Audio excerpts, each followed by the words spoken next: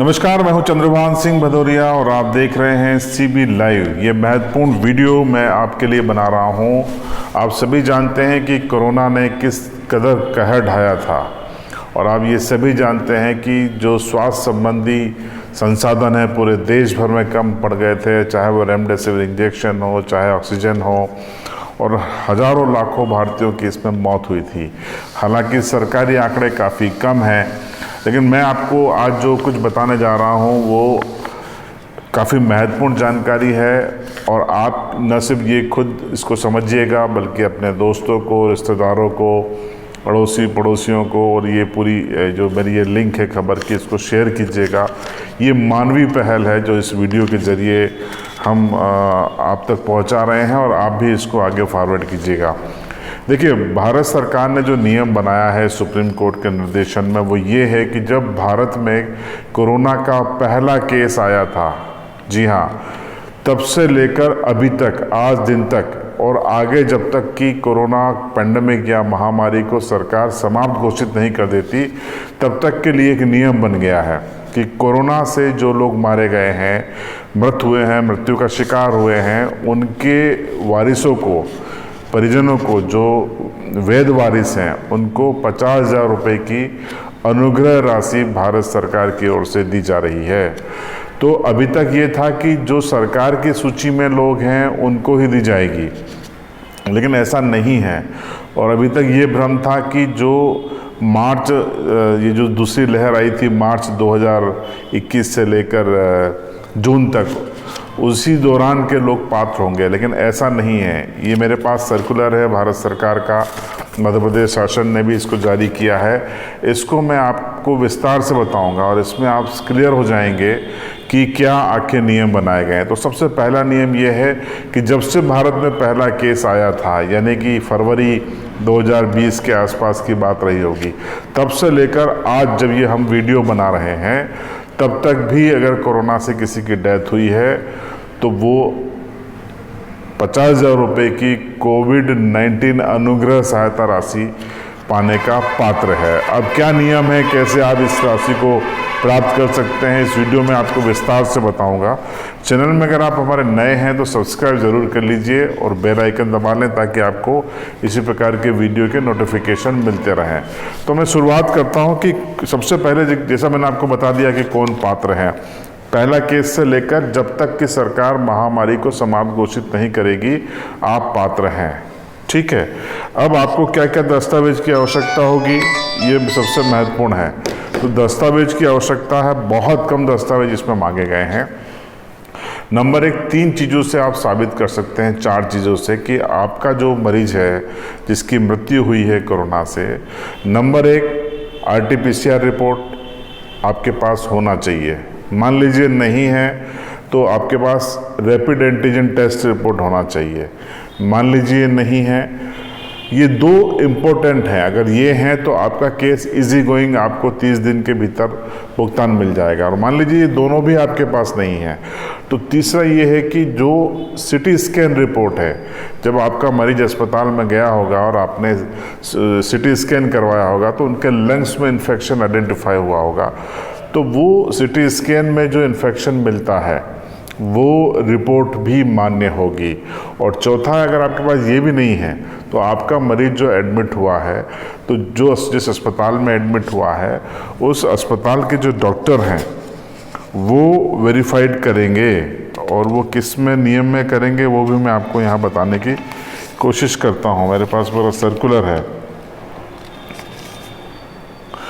ऐसे मृत्यु के प्रकरण जिसमें कंडिका 2 सबसेक्शन 1, 2 सबसेक्शन 2, 2 सबसेक्शन 3 की पूर्ति नहीं होती, यानी कि RT-PCR, एंटीजन और CT स्कैन, तो मृत्यु किसी अस्पताल या निवास पे हुई हो जिसमें रजिस्टर्ड चिकित्सक द्वारा फॉर्म 4 अथवा फॉर्म 4A में जारी medical certificate of cause of death, जिसे MCCD, यानी कि जो डॉक्टर ने मृत्यु प्रमाण पत्र जारी किया है उसमें मृत्यु की जो वजह बताई गई है, अगर आप वो भी प्रस्तुत कर देंगे मान्यता प्राप्त डॉक्टर की, तब भी आप इसमें पात्रता के लिए पात्र हो जाएंगे और आप आवेदन कर सकते हैं।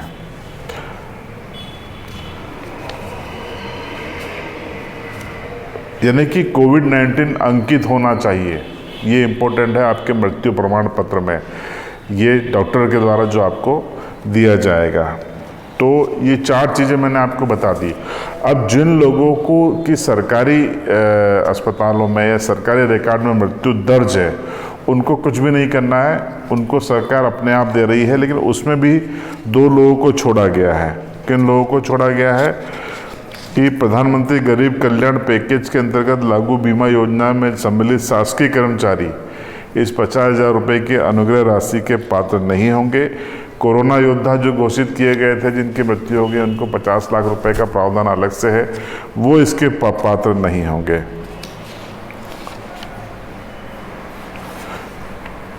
ठीक है, ये महत्वपूर्ण चीज़ें थी। अब इसमें आपको मैंने बता दिया कि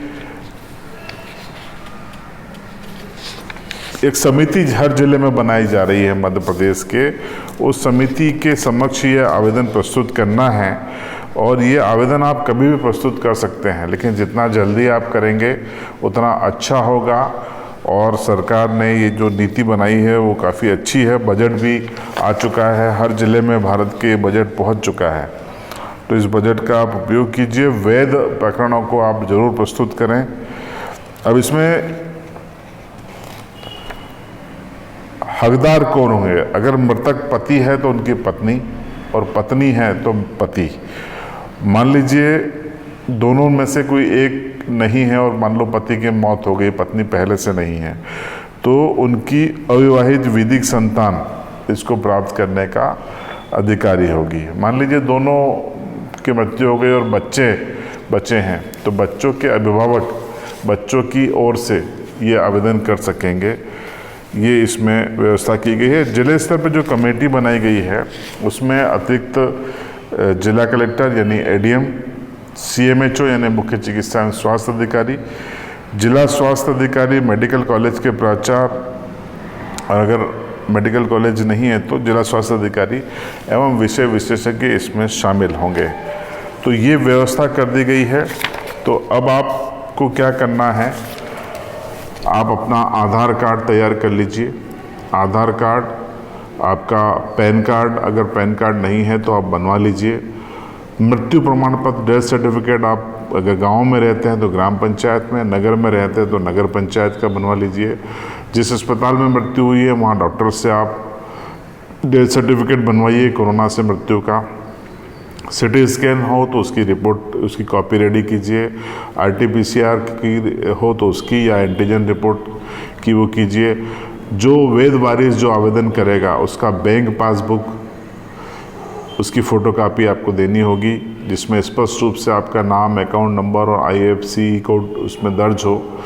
ये आवेदन के साथ आपको संलग्न करना पड़ेगा। तो जो कमेटी है उसके सामने जब जाएगा तो कमेटी नियमित तौर पर बैठेगी और 30 दिन के भीतर वो उसका परीक्षण करके आपके खातों में 50,000 रुपये राशि डाल देगी, भेज देगी।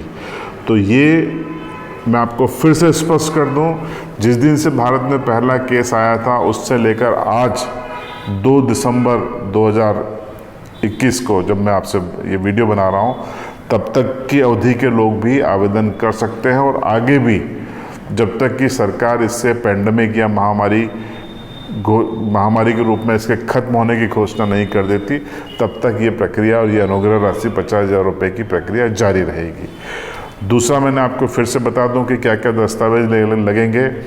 जो वैध वारिस हैं वो अपना आधार कार्ड, पैन कार्ड, मृतक के डेथ सर्टिफिकेट, उनके कोरोना से मृत्यु का सर्टिफिकेट, या वो ना हो तो आरटीपीसीआर ना हो तो एंटीजन ना हो तो सिटी स्कैन रिपोर्ट, वो ना हो तो डॉक्टर का लिखा हुआ डेथ सर्टिफिकेट, ये प्रस्तुत करेंगे और आवेदन करेंगे।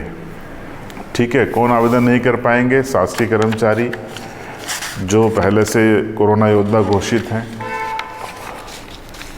और कमेटी इसका फैसला करेगी।